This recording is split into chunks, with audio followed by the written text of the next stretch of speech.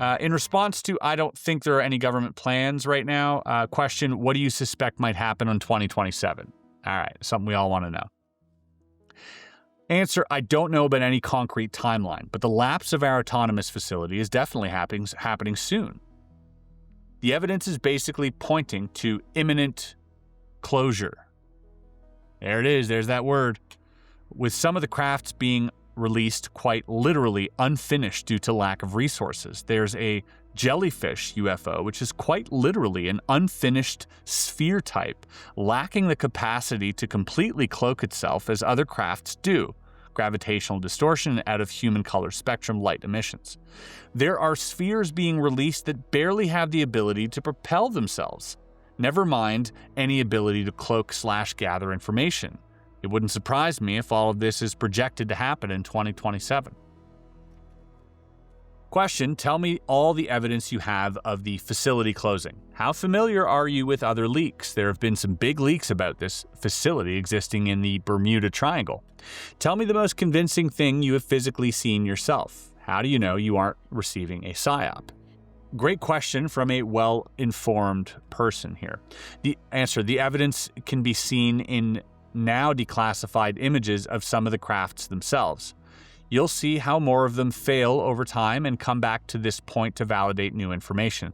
The facility had to use a lot of backup resources during the New Jersey drone encounters to protect this planet from an imminent threat.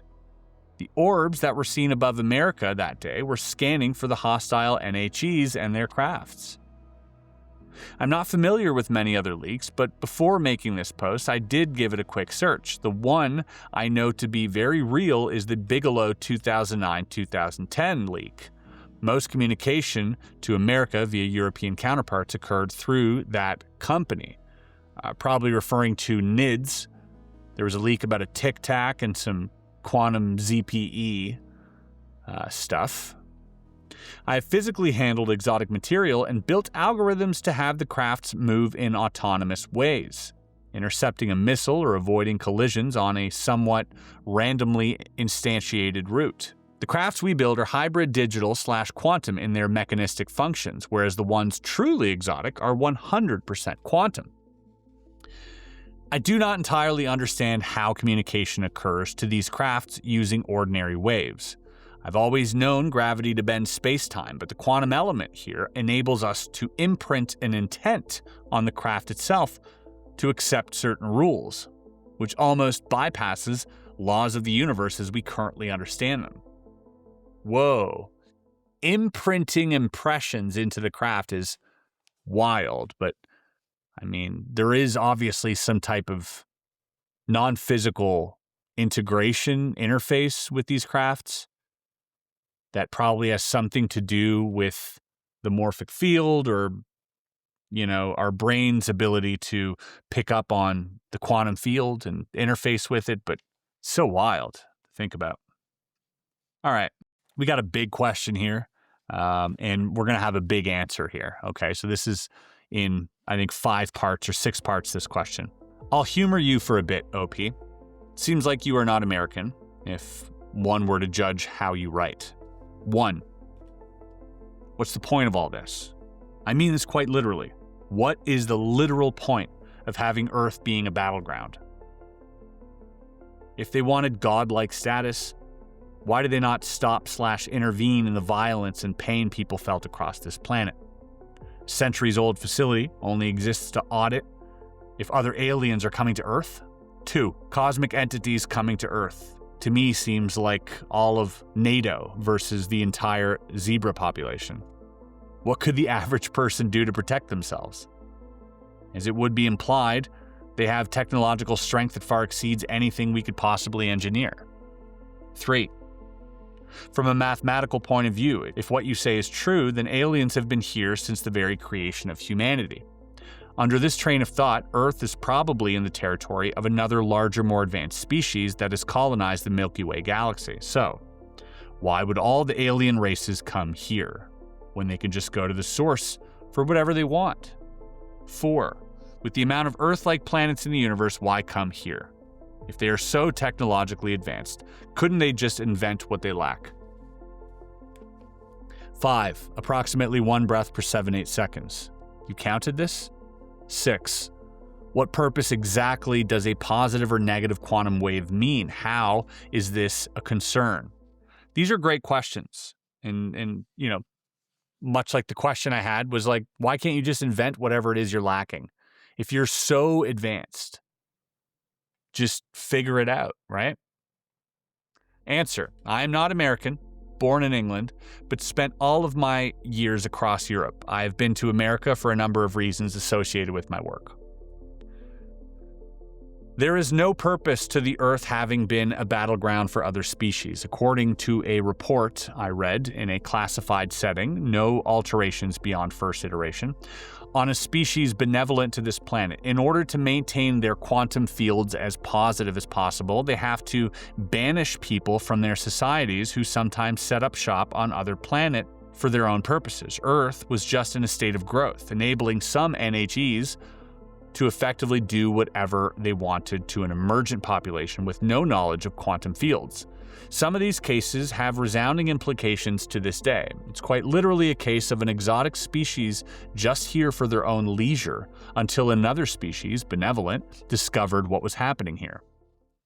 Not sure I totally get what the answer to that question is, but it seems to me as though they're also simply sort of monitoring whatever's going on here.